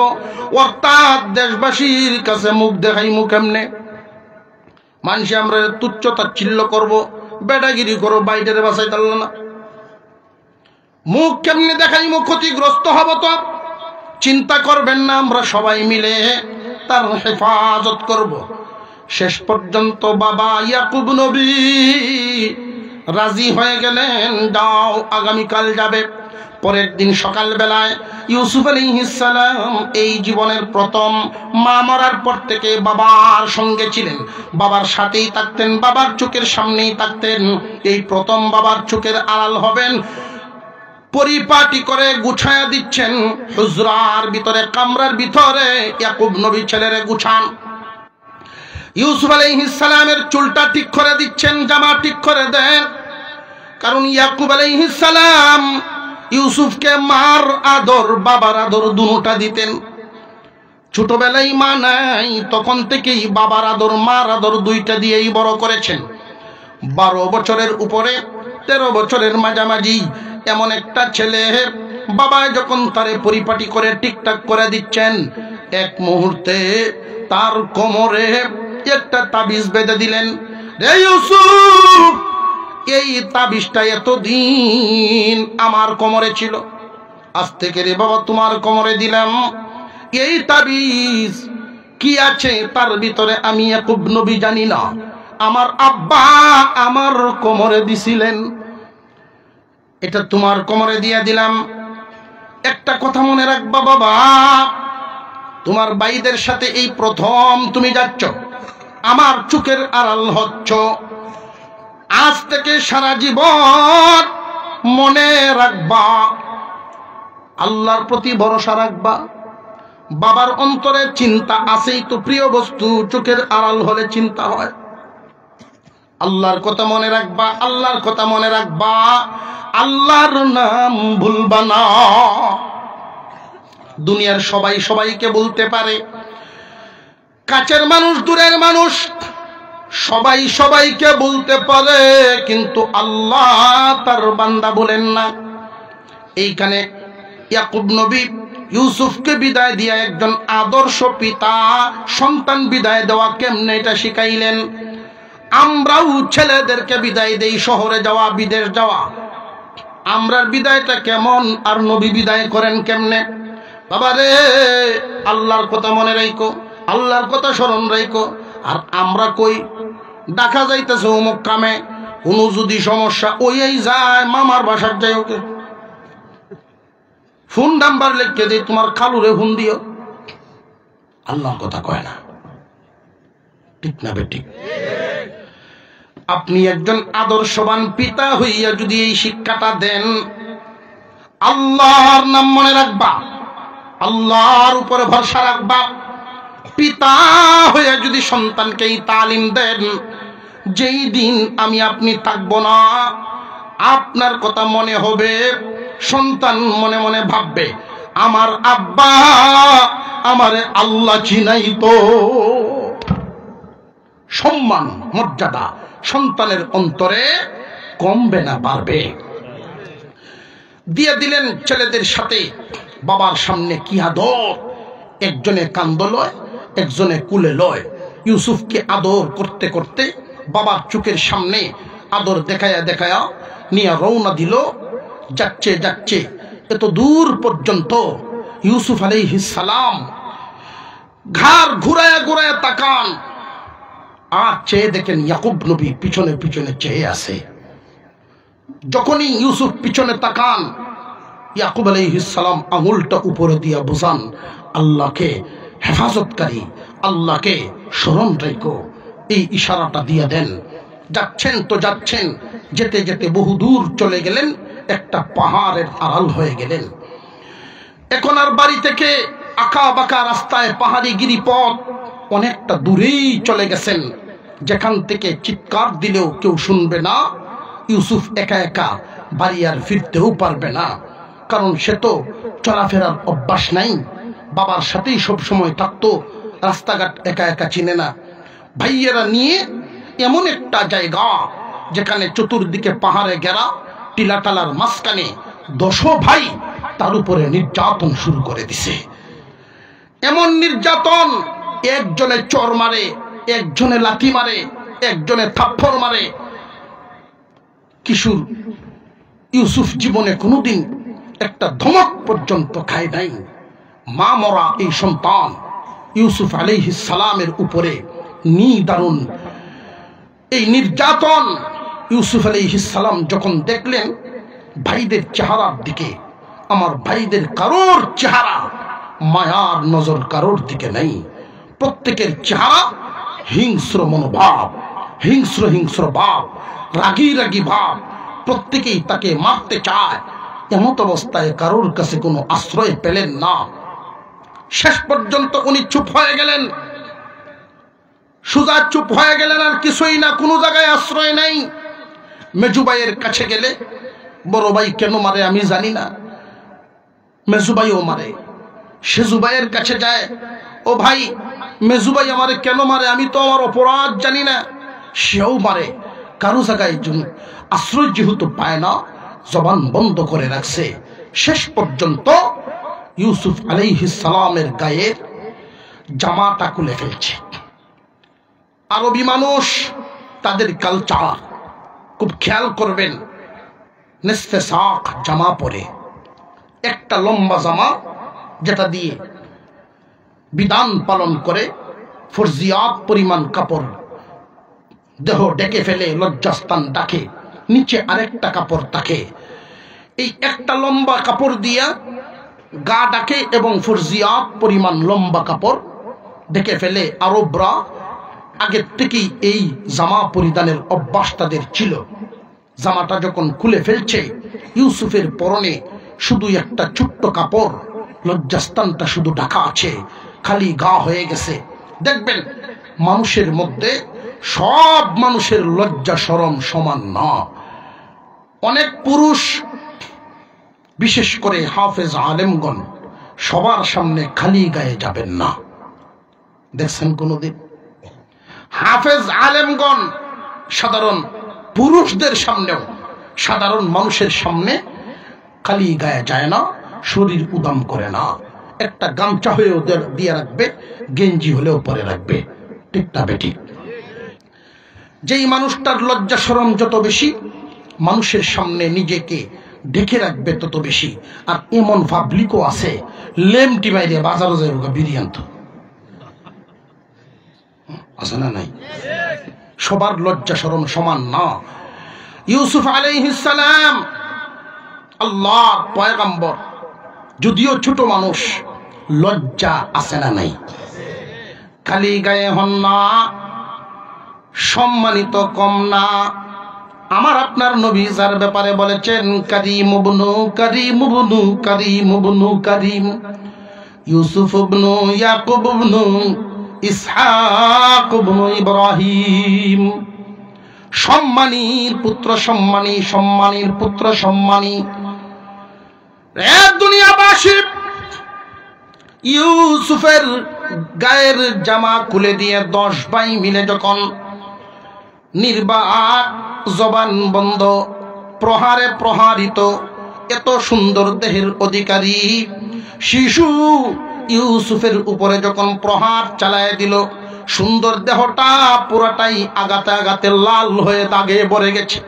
এমত অবস্থায় যখন 10 জনে মিলে একত্রিত হয়ে রাস্তার কিনারে একটা ঝুপড়িওয়ালা গভীর কুয়া, এই কুয়ার ভিতরে যখন ফেলে দেয়, গভীর কুয়া বলতে ঐতিহাসিকগণ বলেন কুয়াটা ছিল 70 হাত গভীর, 20 হাত পানি সব সময় থাকতো, 50 হাত ফাঁকা। এই কুয়ার ভিতরে যখন ফেলে দেয়, প্রথমে দেখায় দেখ রে এটার ভিতরেই তরে ফালতেছি, অন্তরে ভয় শুরু হয়েছে। একটা ভয় ভাইদের প্রহারের ভয়,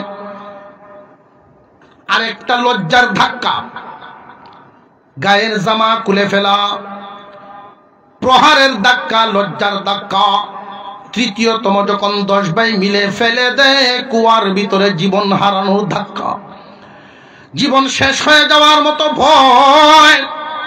যেই মাত্র 10 ভাই হাত থেকে ছেড়ে দেয়, কুয়ার ভিতরে পড়ে যান, তখনই ওনার বন্ধ হওয়া জবান থেকে জবান খুলে ডাক দিয়েছিলেন আল্লাহ আল্লাহ বলে। যখন ডাক দিলেন, আল্লাহ পাক রব্বুল আলামিন ডাক দেন, জিবরাইল আমার ইউসুফের গায়ে যেন পানির ফুটা ছিটাও না লাগে। ওই পানিতে লাগবার আগেই, কুয়ার নিচে পানিতে পড়বার আগে তুমি গিয়া জিবরাইল আমার ইউসুফকে ধরে ফেলো। ওই দিন ইউসুফ আলাইহিস সালামকে ধরার জন্য জিবরাইল আলাইহিস সালাম একটা নয়, দুইটা নয়, একসাথে 600 নূরের পাখা ছেড়ে দিয়ে টান দিলেন। একসাথে 600 নূরের পাখায় ছেড়ে দিয়েছিলেন। ভাইয়েরা ছেড়ে দিয়েছে পানিতে যাইতে আর কতক্ষণ। এই সময়ের ভিতরে জিবরাইল আমিন সিদরাতুল মুনতাহা থেকে কেনান নগরের কুয়ার ভিতরে ইউসুফকে নিচে দিয়ে ধরে ফেলছেন। আল্লাহ আবার জানায় দিলেন, জিবরাইল অভয় বাণী শোনায় দাও। তরতর করে কাঁপতেছে 3টা ধাক্কা, ভাইদের প্রহারের ধাক্কা, শরমের ধাক্কা, জামা খুলে ফেলার কারণে লজ্জার ধাক্কা, জীবন নাশের ভয়ের ধাক্কা। তরতর করে কাঁপতেছে, অভয় বাণী শোনায়া দাও। ইউসুফকে আমি এই হালতে রাখবো না, আমি আল্লাহ তারে এখান থেকে উঠাইব, মর্যাদা দান করব, এমন এক জায়গায় তারে উঠাইয়া নিব যারা আজকে তারা নির্যাতন করেছে, ওরা ভিক্ষার ঝুলি নিয়ে তার সামনে দাঁড়াইবে, সব কিছুই সে দেখবে, তারা দেখলেও তারা চিনবে না, এমন একটা হালতে নিয়ে যাবে। তারা ভিক্ষার ঝুলি নিয়ে ইউসুফের সামনে একদিন দাঁড়াবে, এমন একটা দিন আমি সামনে এনে দেব। আজকে তারা ইউসুফকে নিচে ফেলে দিছে, আমি আল্লাহ উপরে উঠায় ফেলবো। আজকে তারা নিচে ফেলছে, আমি আল্লাহ উপরে উঠায় ফেলবো। এই জন্য আল্লাহ যদি উপরে উঠায়, কেউ কাউরে নিচে রাখতে পারে না। অভয় বাণী শোনায় দাও।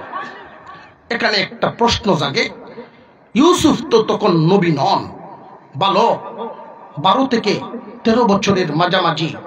উনি জিবরাইলকে চিনলেন কেমনে? জিবরাইলের সাথে কথা বলেন কেমনে? উনি তো নবী নন, নবুয়তি তো 40-এ পাবেন। ও ভাই, ইউসুফ আলাইহিস সালাম, আমি আগেই বলেছি, সেরাগালির ফুতনা, নবীর পুত্র নবী। বাবার কামরায় যখন থাকতেন তখন থেকেই জিবরাইলকে চিনতেন। কন্যা সুবহানাল্লাহ। বাবার কাছে যে জিবরাইল আসা যাওয়া করতেন, তখন থেকেই উনি জিবরাইলকে চিনতেন। উনি বাণী শুনলেন, আল্লাহ বলেন, ও জিবরাইল, আমার ইউসুফকে এইভাবে খালি গায়ে সুন্দর মানায় না, তারে একটা জামা পরায়া দাও। যে এই কেনান নগরের গভীর কুয়ার ভিতরে, মরুপ প্রান্তরে আমি জামা কোথায় পাবো? যে দেখো, তুমি হয়তো মনে রাখুনি, খেয়াল করলে স্মরণ হবে, জান্নাতি একটা জামা তার কোমরে আছে। কিছুক্ষণ আগেই তার বাবার দেওয়া বরকতি এক তাবিজ কোমরে বাঁধা, এটা তার বাপেও জানে না এটা কি, অথচ জান্নাতি একটা জামা, এটা টান দাও, খুলো, জামা বের করো, আরো জোরে কোন সুবহান। এটা জান্নাতি জামা কেমনে? ইব্রাহিম আলাইহিস সালামকে যেই দিন আজর ঠাকুর সকলে মিলে নমরুদের আগুনে ফেলায়, ওই দিন পরনের কাপড়টা পর্যন্ত খুলে রেখে দেয়। ইব্রাহিম আলাইহিস সালামের কাপড় খুলেছিল আপন বাবা, ইউসুফের কাপড় খুলেছে আপন ভাইয়েরা। ইব্রাহিমকে আমি শরমগা ঘোরার জন্য তোমাকে হুকুম দিয়েছিলাম জান্নাতি জামা পরাইয়া আগুনে বসাইছিলাম, মনে আছে? হ্যাঁ মনে আছে।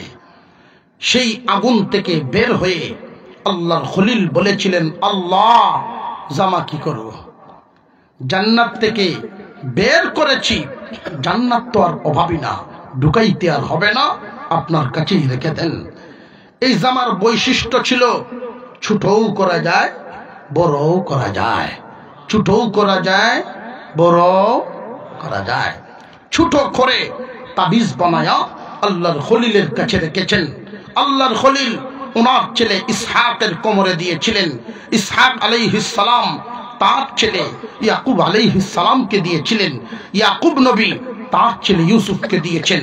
তুমি টান দিয়ে বের করো, জামা তারে পরায়া দাও। এই জামা খানা পরায়া ইউসুফ আলাইহিস সালামকে কুয়ার ভিতরে রেখে আজকে আপনাদের এই পর্যন্তই রাখলাম। যদি রিজিক থাকে আবারও দেখা হয়, এখান থেকে উঠাবো, তারপরে মিশরের বাজার, সেখান থেকে রানী, সেখান থেকে জুলাইকার ঘর, জুলাইকার ঘর থেকে চক্রান্তের শিকার হয়ে লম্বা কাহিনী যাবেন জেলখানায়, জেল থেকে বাদশাহ বের করে আনবেন, দেশের বাদশাহ স্বপ্ন দেখবেন, স্বপ্নের ব্যাখ্যা ইউসুফ নবী দিবেন, সেই অনুযায়ী দুর্ভিক্ষ দেখা দিবে, ইউসুফ নবী কৌশল করে তার সম্পদ জমা করবেন। বিশাল লম্বা কাহিনী, মাত্র এক রুকু আলোচনা হয়েছে, তাও কাবলায়া, মানে আমরা অঞ্চলের ভাষা কাবলায়া, বুঝুন সাকয়া সাকয়া। আচ্ছা, আল্লাহ পাক আমাদেরকে এখান থেকে শিক্ষা হাসিলের তৌফিক দেন। কেউ কাউরে যদি নিচে ফেলায়া রাখতে চায় আর আল্লাহ যদি উঠাইতে চান, কারোর ক্ষমতা নাই কাউকে নিচে রাখার। একে অপরের খুশিতে আরেকজনের খুশি হওয়া কর্তব্য। যাক, আল্লাহ পাক আজকের মাহফিলকে কবুল করেন। আমরা আত্তাহিয়াতুল সুরতে বসি, আস্তাগফিরুল্লাহ দুরূদ শরীফ পড়ি। কয়টা বাজে? 40। কারণ বলার আছে কিছু, আরো লম্বা করেন না, 1 মিনিটে সালাম দিলাইবেন কেন?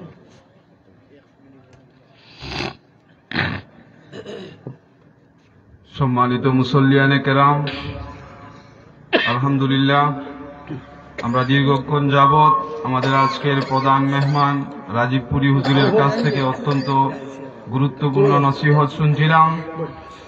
সম্মানিত মুসল্লিয়ানে কেরাম ও সম্মানিত গ্রামবাসী, সংখ্যায় খাদিমুল কোরআন যুব সমাজ কল্যাণ সংস্থা 2017 সালে প্রতিষ্ঠা হওয়ার পর থেকে নিয়ে আজ পর্যন্ত মাঝখানে 2 বছর ব্যতী রেখে প্রতি বছরই তাফসিরুল কোরআন মাহফিলের আয়োজন করছে এবং আমাদের দাওয়াত পেয়ে আমরা লক্ষ্য করি প্রতি বছরই আমাদের আশপাশের গ্রামগুলো থেকে দ্বীনের খাতিরে অনেকেই আসেন।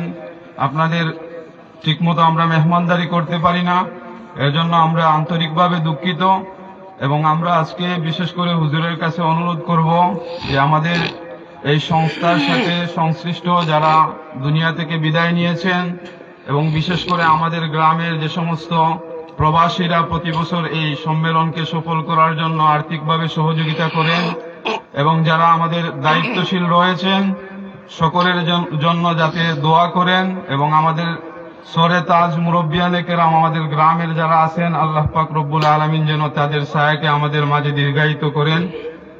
সবার প্রতি সংস্থার পক্ষ থেকে আন্তরিক কৃতজ্ঞতা প্রকাশ করে হুজুরের দোয়ার মাধ্যমে আজকের এই ষষ্ঠ বার্ষিক তাফসিরুল কোরআন মাহফিলের সমাপ্তি ঘোষণা করা হলো।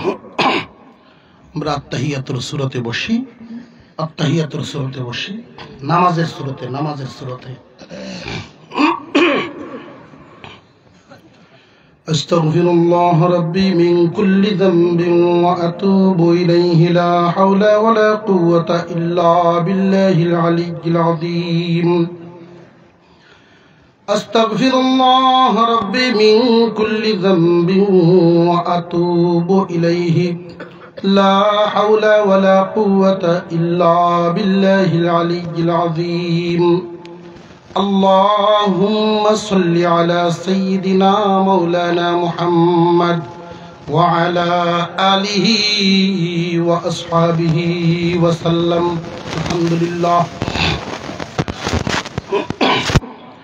الحمد لله رب العالمين، والصلاة والسلام على رسوله الكريم وعلى آله وأصحابه أجمعين. ربنا ظلمنا أنفسنا وإن لم تغفر لنا وترحمنا لنكونن من الخاسرين. ربنا آتنا في الدنيا حسنة وفي الآخرة حسنة وقنا عذاب النار. يا رب العالمين، নুজুলে রহমতের সময় আমরা একদল গুনাহগার তোমার শাহী দরবারে হাত বাড়িয়েছি। তাফসীর কোরআন মাহফিলের শেষ পর্যায়ে তোমার শাহী দরবারে ভিক্ষুকের মতো হাত বাড়াইলাম। আমাদের এই জামাতের মধ্যে আলেম উলামাগণ, হাফিজুল কোরআন, তালিবে ইলম, সাদা দাড়িওয়ালা মুরব্বী, হাজী সাহেব, আল্লাহ চরিত্রবান যুবক, আল্লাহ যারে তোমার ভালো লাগে তার উসিলা করে আমাদের জিন্দেগীর সব গুনাহগুলো মাফ করে দাও। আজকের এই মজলিসকে কবুল মঞ্জুর করে নাও, তাফসীর মাহফিলকে কবুল মঞ্জুর করে নাও। সন্ধ্যার পর থেকে এই পর্যন্ত যত আলোচনা হলো, আমলি কথাগুলো আমাদের অন্তরে গাঁথিয়া দাও। আয় আল্লাহ, আজকের এই মাহফিলকে উপলক্ষ করে এই সোয়ানখাইর সহ আশেপাশের গ্রামের নতুন পুরাতন সকল মুর্দে গানরে মাফ করে দাও। আয় আল্লাহ, যারা জিন্দা আছেন দ্বীনের উপরে চলা সহজ করো। অসুস্থ রোগী বেমারিদেরকে তুমি শেফা দান করো, ঋণীর ঋণ মুক্ত করো, অভাবীর অভাব দূর করো। আসমানি জমিনি বলা মুসিবত থেকে সব সময় তুমি হেফাজতে রাখো। আজকের এই মাহফিল করতে গিয়ে দেশ বিদেশ থেকে যারা অর্থ দিয়ে সাহায্যের হাত বাড়িয়েছে, প্রভু গো তুমি রুজি রোজগারে বরকত দিয়া রহমতের হাত বাড়াও। হালাল তরিকায় রুজি রোজগার বাড়ায়া দাও। আল্লাহ, পরিবার পরিজন ছেড়ে, বিবি বাচ্চা ছেড়ে যারা বিভিন্ন দেশে ছড়ায়া ছিটায়া আছে রিজিকের তালাশে, আল্লাহ হালতের উপরে তুমি রহম নাজিল করো। আয় আল্লাহ, এই মাহফিলকে কবুল করো, সংস্থাকে কবুল করো। এই যুবক ছেলেদেরকে জাতির মেরুদণ্ড, এলাকার জন্য সুসন্তান সম্পদ হিসেবে কবুল করো। আয় আল্লাহ, প্রত্যেকটা যুবক আমাদের সকলের জন্য যেন ছায়া হয়, এলাকাবাসীর জন্য যেন ছায়া হয়, এমন যোগ্য সন্তান বানায়া দাও। প্রতিষ্ঠানকে কবুল মঞ্জুর করো। আল্লাহ, তোমার নবীর বাগান মাদ্রাসাকে কবুল মঞ্জুর করো। মাদ্রাসার সকল জরুরত গায়বী খাজানা থেকে পূরণ করো। তালিবে ইলম, উস্তাদগণ, কমিটির সদস্যগণ, নিঃস্বার্থভাবে দাতাগণ, রব্বুল আলামিন অংশগ্রহণকারী সকলকেই তুমি কবুল মঞ্জুর করো।